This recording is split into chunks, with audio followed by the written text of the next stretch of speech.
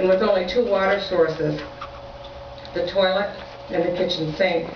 We bathed in a galvanized tub in the middle of the kitchen floor with water that was heated on the stove. My parents, my brother, and I all slept in the same room. In 1955, my father, a mill worker, bought a TV.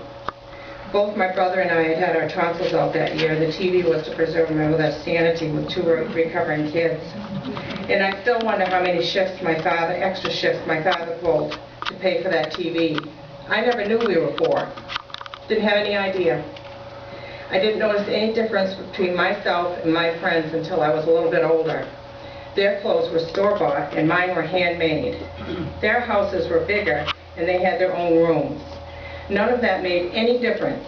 I was treated as an equal in my school, my church, my neighborhood, and in my richer friends' homes.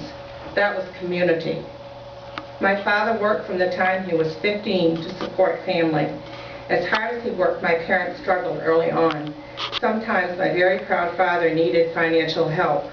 Whatever he borrowed, he always paid back. His employer, Great Northern Paper Company at that time, helped him and everyone in town.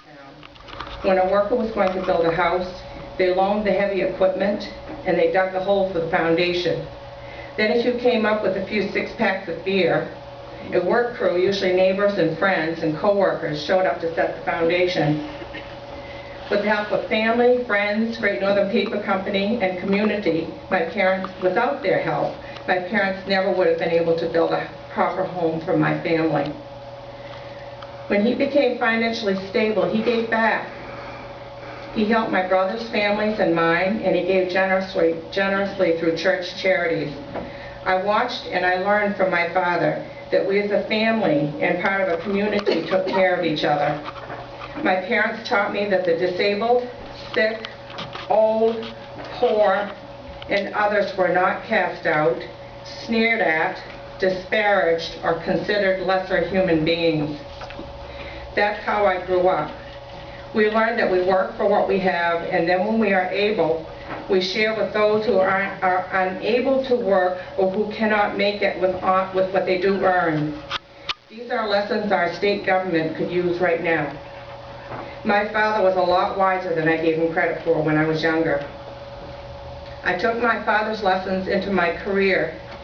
He always said, everybody is equal. We put our pants on one leg at a time. When I cared for patients as a nurse, it never mattered to me or even occurred to me if they were rich or poor, black or white, insured or uninsured, or anything else. I treated them all with the same level of respect and compassion.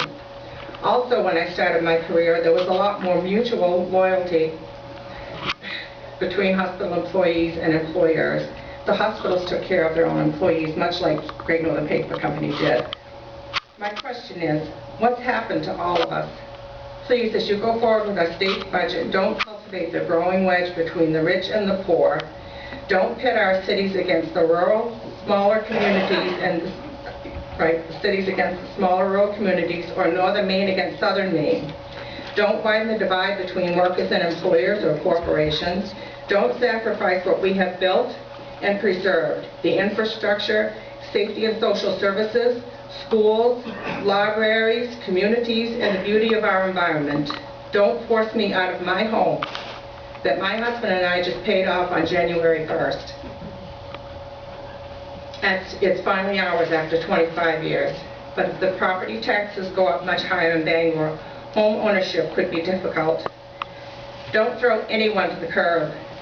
Put people above greed as the priority, spread the wealth, offer a leg up to those in need, and in the future they will pay it forward.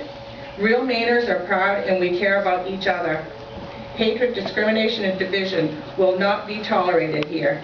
In my neighborhood, fairness, compassion, dignity, and equality must be the rule of our state.